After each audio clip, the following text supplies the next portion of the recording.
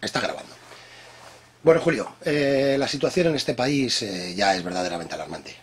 Esto requiere movimientos, esto requiere unidad, pero principalmente me gustaría que nos dijeses a toda la ciudadanía en general, desde tu visión, quiénes son los responsables de toda esta situación y quiénes son los verdaderos, no me gusta decir la palabra culpables, pero bueno, la voy a decir porque es la real, ¿no? ¿Quiénes son los culpables de toda esta situación bajo tu punto de vista? Bueno, vamos a ver, antes de hablar de culpable, porque también hay una pequeña culpa de responsabilidad en el elector, es decir, en el ciudadano que en este momento me está viendo, pequeña pero también, hay que caracterizar en qué consiste la crisis, porque si no sabemos el mal, no podemos atajarlo. Estamos en el fin de una civilización que ha tenido como pilares dos cosas, una el desarrollo del capitalismo y otra el desarrollo de la democracia representativa, los parlamentos, etc. Al cabo de un cierto tiempo, el capitalismo se ha erigido en el que manda constantemente sobre la economía, sobre la política. Y por tanto, la política en estos momentos es una criada del orden económico imperante. Un orden económico imperante que tiene tres dogmas, muchos de los cuales los hombres y mujeres que me estáis viendo participáis de ellos. El primero, el mercado como único asignador de recursos. El mercado es lo mejor que hay, el Estado no. Eso es el primer punto. El segundo, la competitividad. Hay que ser competitivos, hay que vender más que el otro, y eso conduce al final a que iremos terminando por el procedimiento matemático en la esclavitud, que es cuando la gente trabaja por la comida. Y en tercer lugar, el crecimiento sostenido. Producir, sin tener en cuenta que el planeta puede morir. El capitalismo son estas tres ideas que le interesa al capital. Es decir, la banca, los grandes industriales, las grandes transnacionales, pero esas ideas la gente dominada participa de ellas. Usted que me está viendo, usted cree en ellas y por tanto usted forma parte del sistema capitalista. Usted está explotado, machacado, pero en el fondo usted comparte con el sistema esos valores. Pues bien, para darle la respuesta a eso hay que hablar de sus tres conceptos antitéticos. El mercado y la economía no deciden. A la economía se le dice por dónde tiene que ir, porque la economía por sí sola va a mantener el sistema. En consecuencia, el poder político, democrático, dice, mire usted, lo principal es crear empleo, y por tanto la economía va por ahí, y ahí los técnicos, los economistas, con su ciencia, desarrollan lo que se le ha dicho. En segundo lugar, tenemos que asumir que no hay puestos de trabajo a 8 horas ya para toda la población. Eso es imposible. ¿Qué hacemos entonces para garantizar que haya un puesto de trabajo según dicen los derechos humanos? Pues hay varias cosas. Crearlos en cosas que hablen de medio ambiente, en salud, en educación y repartir el horario del trabajo. Si queremos que el derecho universal del derecho al trabajo, hay que repartirlo, porque no hay para todos a 8 horas, ya no lo hay. En tercer lugar, la idea del crecimiento sostenido, de use usted y tire porque la naturaleza lo aguanta todo, esa hay que abandonarla. Hay que hablar de austeridad. Yo soy un enamorado de la palabra austeridad. La palabra austeridad el gobierno la ha prostituido, porque ha dicho que son los recortes. No, austeridad es vivir dignamente, pero sin excesos, sin la sociedad de derroche. Bueno, con estos tres presupuestos hay que hablar ya entonces cuál es lo prioritario. Pues bien, primera cosa prioritaria para luchar contra el sistema, que debe quedar claro que la economía está a las órdenes de lo que se le diga. El economista es un técnico, pero se le dice, usted, su ciencia la pone al servicio de esto. En segundo lugar, la gente tiene que participar en la toma de decisiones que hacen referencia a los grandes problemas del país. La economía, la construcción europea, la cuestión del trabajo, la energía, la banca. Porque hoy en día democracia es simplemente votar cada 4 años a unos señores que no pintan nada, que son los lacayos de la banca y de la troika, con lo cual la democracia está vaciada de contenido. En tercer lugar, El ciudadano que me está viendo en estos momentos debe saber que esa frase de yo no quiero saber nada no puede decirla. Usted sí tiene que saber, porque usted tiene que luchar. Porque si usted cree en este momento que con decir que me lo resuelvan, está usted totalmente equivocado. No se lo van a resolver. Es más, le digo con toda claridad, la situación contra lo que está diciendo el poder no se va a poner mejor. Va camino de empeorarse, y si no hablaremos dentro de 6 meses. Se habla un poquito de crecimiento, pero la gente que puesto de trabajo espera. En cuarto lugar, hay que diseñar un futuro basándose simplemente en una cuestión. Si le preguntamos ahora a la gente entre 25 y 35 años, una pregunta muy tonta, oye, ¿qué pensión vais a cobrar? Esa pregunta es demoledora. Estoy diciendo que este país no tiene futuro, y cuando un país no tiene futuro, ese país no existe. Será en todo caso una bandera, un desfile militar y patriotismo de quien calla, pero ese país no existe. En consecuencia, plantear esto hay que plantearlo con toda la dureza que yo lo estoy planteando. Pero hay salida. Y desde luego, para empezar, tenemos que recuperar para el erario público 105 millones diarios que nos está costando el pago de la deuda. 105 millones cada día. Pues mire usted, no se paga.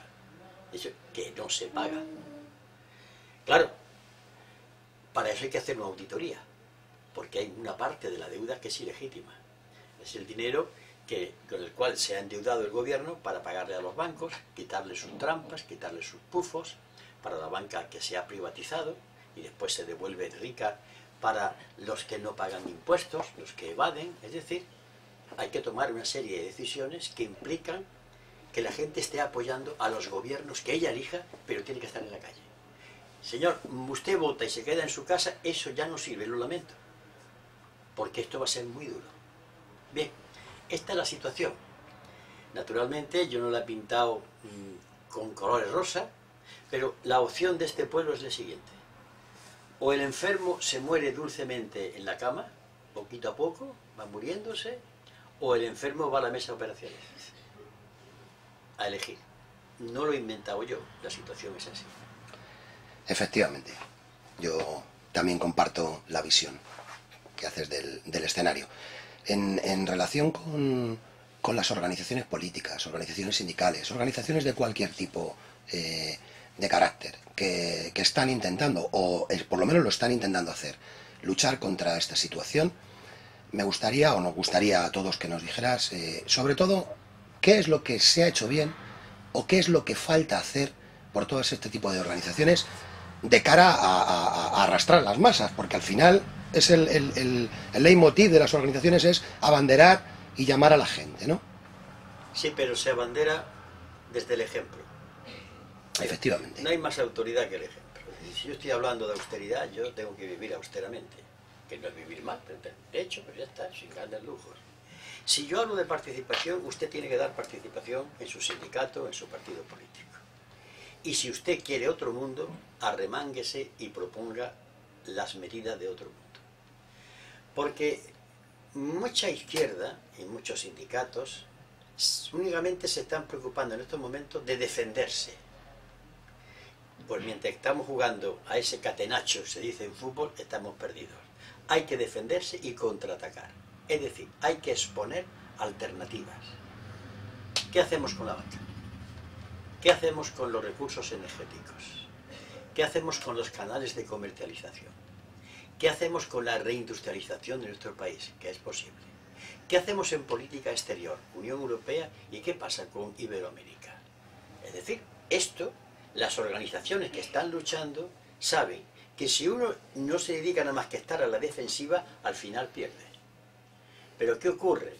Que para muchas organizaciones de izquierda, políticas y sindicales, estaban acostumbradas a pedir al sistema capitalista, a pedir y ganárselo, en manifestaciones y huelgas. Pero es que el sistema capitalista está en cuestión. Por tanto, ya no se puede pedir que me dé usted una parte de la tarta. Tengo yo que fabricar otra. Y sobre todo, cuando se habla, y es lo que dice el sistema, y que una parte lo ha asumido, hay que crecer para repartir. No, no, no. Empecemos repartiendo lo que hay. Repartir es más importante que crecer. Porque si para repartir hay que crecer, cuando no se crezca, como es el caso ahora mismo, ¿qué se va a repartir? No, hay que empezar repartiendo. Pero esto implica un nuevo papel de las fuerzas políticas y sindicales, que tienen que crear ya el nuevo mundo. No solamente luchar contra el que hay y desde parámetros que están anticuados. Es decir, el movimiento obrero no puede pedir: yo necesito 6 pagas extraordinarias, necesito tener que ir, que diría yo, de vacaciones a un país. No, que ya no lo puede usted pedir. Pida usted vivir dignamente, decorosamente, tenga usted acceso a la cultura, tenga usted acceso a la sanidad, tenga usted ocio libre con sus conciudadanos. Eso es. Porque si lo que pido es poder gastar más y más, eso se acabó. Es además la derrota a la derecha. Perfecto, porque eso es lo que muchísima gente piensa. Lo que pasa es que todavía igual pues no hay nadie que se lo pueda decir con rotundidad que se expresa aquí, ¿no? Sí, se dice. Esto se ha dicho muchas veces. El que está hablando, yo Sí, lo digo con efectivamente. rotundidad. Yo sé que no gusta, pero bueno, vamos a ver. El político está para decir cosas, gusten o no.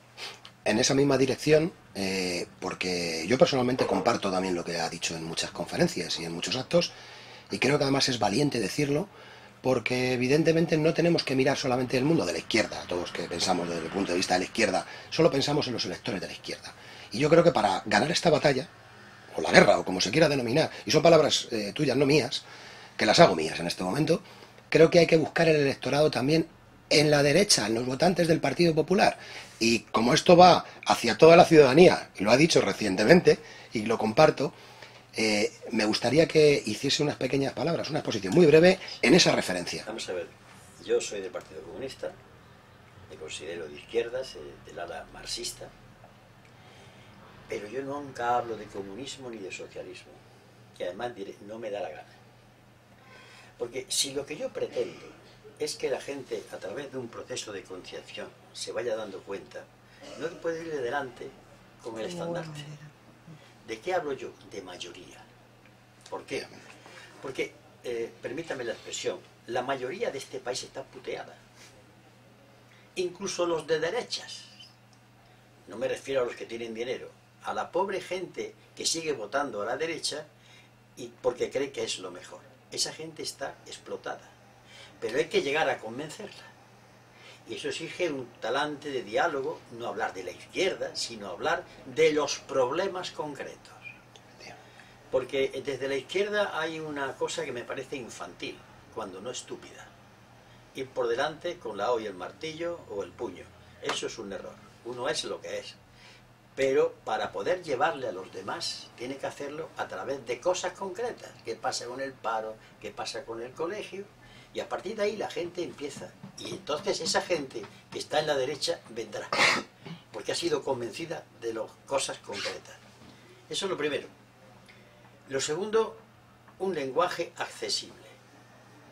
Hasta los problemas más complejos de economía se pueden explicar a la gente. Yo soy maestro y sé que todo se puede explicar con una condición, que lo sepa el maestro. Porque nadie que no sabe lo puede explicar. Todo se puede explicar.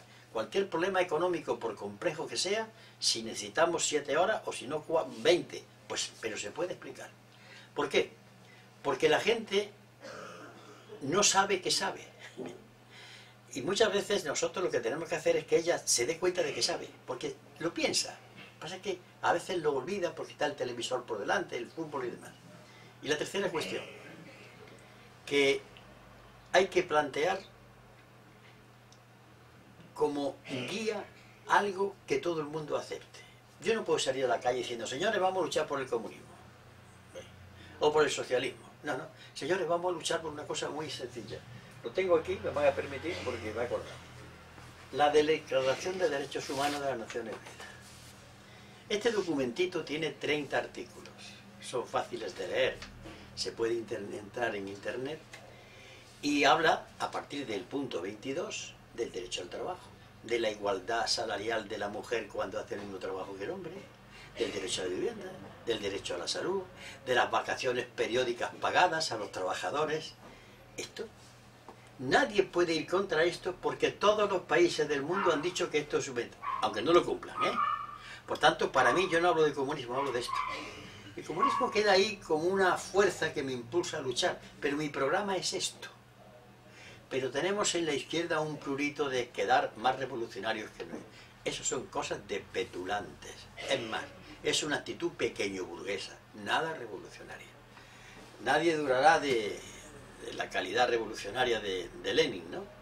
Pues no, la revolución es el poder de los soviets y la electricidad, las cosas concretas.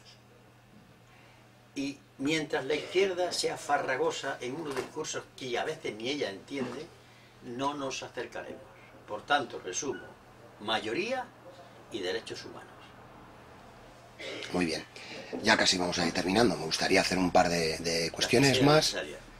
Un poquito más concretando, esto ha sido de manera más global a los ciudadanos en general, pero sí me gustaría que le diese un mensaje a la plantilla o a los trabajadores de la empresa en la cual personalmente trabajo, es en Telefónica. Antes hablaba de la jornada de 8 horas.